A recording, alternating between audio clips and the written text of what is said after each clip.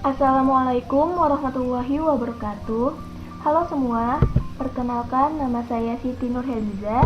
Saya dari PGMI UIN Syarif Hidayatullah Jakarta dari kelas 2B.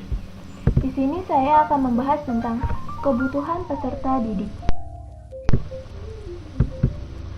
Pada dasarnya, manusia adalah makhluk individu dan juga makhluk sosial. Oleh sebab itu, manusia dituntut oleh beberapa kebutuhan sosialnya sebagai konsekuensinya dalam beradaptasi dan bermasyarakat.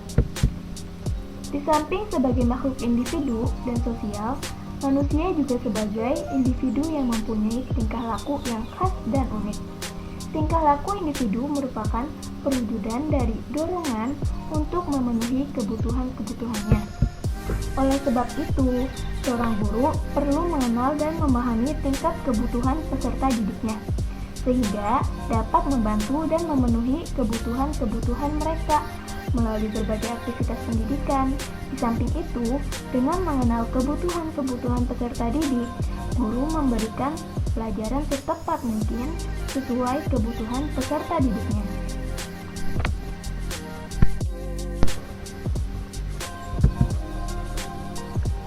Konsep kebutuhan tidak akan terlepas dari konsep motivasi.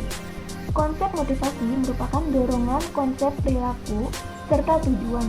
Kebutuhan sebagai suatu kekurangan di dalam sesuatu.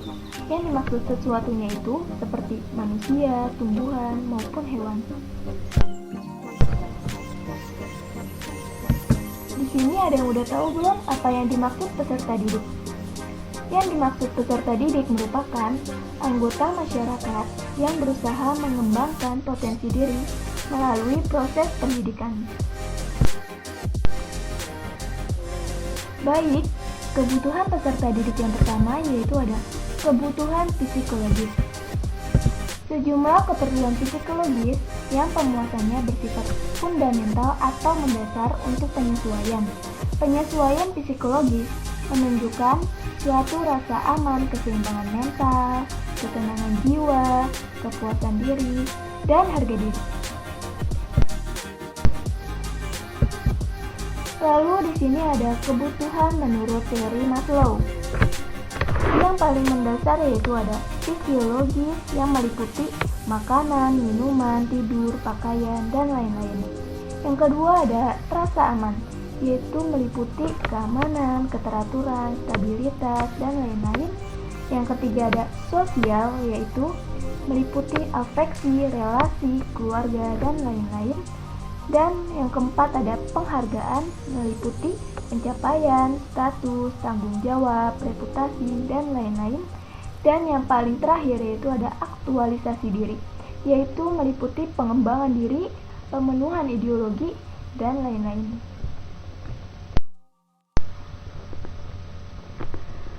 Baik, yang pertama yang perlu kita bahas yaitu kebutuhan fisiologis.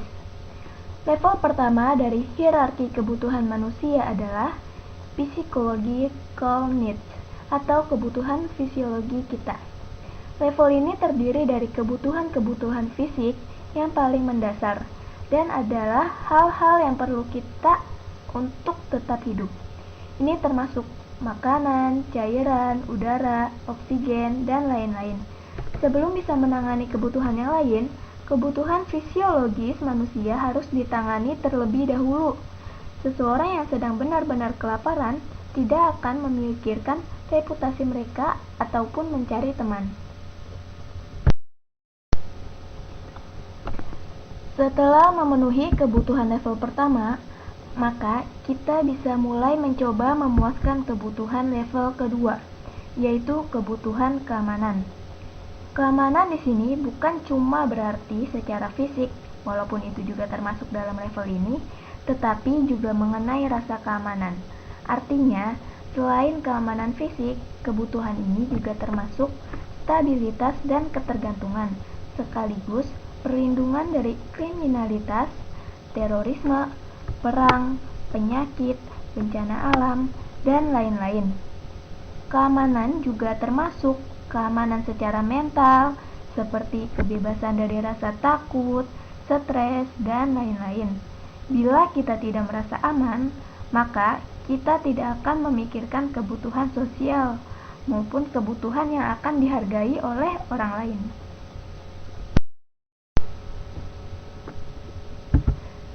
Setelah kebutuhan fisiologi terpenuhi dan kita sudah merasa aman, maka berikutnya adalah kebutuhan kita untuk merasakan kasih sayang, sekaligus perasaan memiliki dan dimiliki atau social needs.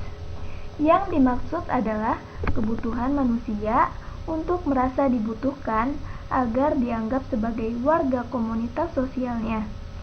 Kebutuhan ini bisa termasuk keinginan untuk bersahabat atau keinginan untuk memiliki pasangan dan keturunan. Kebutuhan ini untuk dekat pada keluarganya dan juga ingin memberi dan menerima cinta.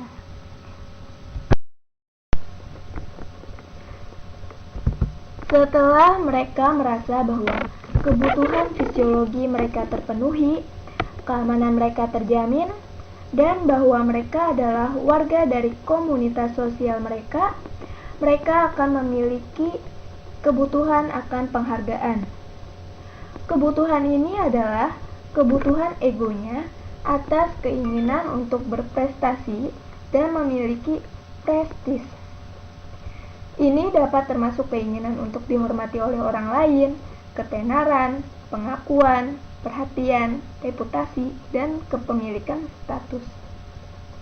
Selain kebutuhan eksternal, manusia juga akan membutuhkan keyakinan pada diri sendiri, kompetensi, prestasi, kemandirian, kebebasan, serta penguasaan.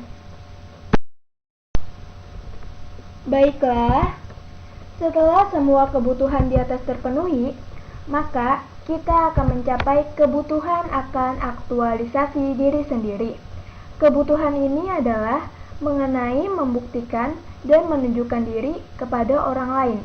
Untuk itu, kita akan mengembangkan diri sendiri semaksimal mungkin segala potensi yang kita miliki. Untuk menjadi yang terbaik yang kita bisa, itulah tujuan kebutuhan ini. Tidak banyak orang yang bisa mencapai pada tahap ini, karena banyak dari kita yang memiliki kebutuhan yang belum terpenuhi. Kebutuhan pada tingkat ini berbeda dengan kebutuhan-kebutuhan sebelumnya. Kita tidak ingin lagi dihargai oleh orang lain, maupun persahabatan ataupun cinta mereka. Pada tahap ini, apa yang kita lakukan adalah untuk membuktikan pada diri sendiri.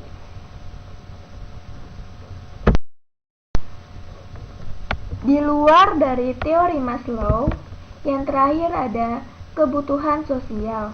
Kebutuhan sosial merupakan faktor yang memberikan pengaruh langsung pada penyesuaian diri dengan lingkungan atau hubungan sosial antar pribadi. Kebutuhan sosial yang sangat penting dalam kehidupan individu ada 3, yaitu kebutuhan akan partisipasi dalam lingkungan sosial, kebutuhan akan pengakuan dalam sosial, dan kebutuhan akan penyesuaian dalam lingkungan sosial. Baik, sekian pemaparan dari saya. Kurang lebihnya mohon maaf. Wassalamualaikum warahmatullahi wabarakatuh.